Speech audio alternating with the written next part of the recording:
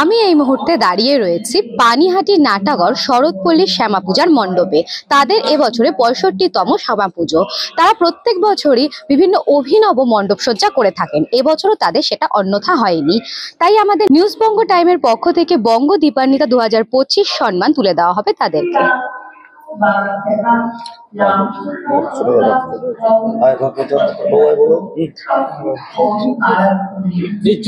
Saratpalli, 3 cheers for Saratpalli, 3 cheers for Saratpalli.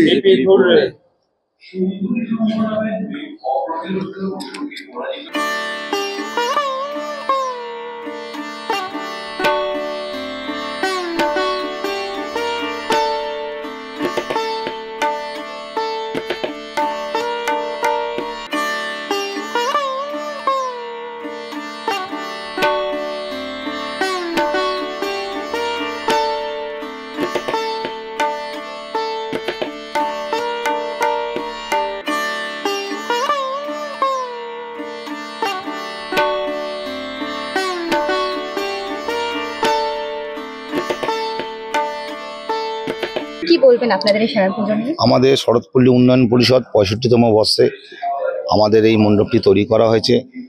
Tamil Nadu এবং কর্ণাটকে আদিযোগী অনুকরণে এই মণ্ডপটি করা হয়েছে। এই মণ্ডপটি করার পিছনে আমাদের একটাই কারণ, আমাদের এখানে অনেক মানুষ আছে দূর দূরান্তে যেতে পারে না, তারা যারা আমাদের লোকালে আছে তারা এসে আমাদের মণ্ডপটি দর্শন করবেন।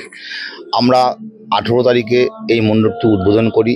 প্রায় 500 লোকের বস্ত্র বিতরণের মধ্য দিয়ে আমাদের মাননীয় বিধায়ক নির্মল ঘোষ মহাশয় আমাদের এই মণ্ডপটি উদ্বোধন করেন। উপস্থিত ছিলেন পানিহাটি পৌরসভার পৌরপ্রধান সোমনাথ দে, উপপৌরপ্রধান সুভাষ চক্রবর্তী, সিআইসি তীর্থঙ্কর ঘোষ। উপস্থিত ছিলেন পানিহাটি 34 নম্বর পৌরমাতা মিঠু মজুমদার মহাশয়া।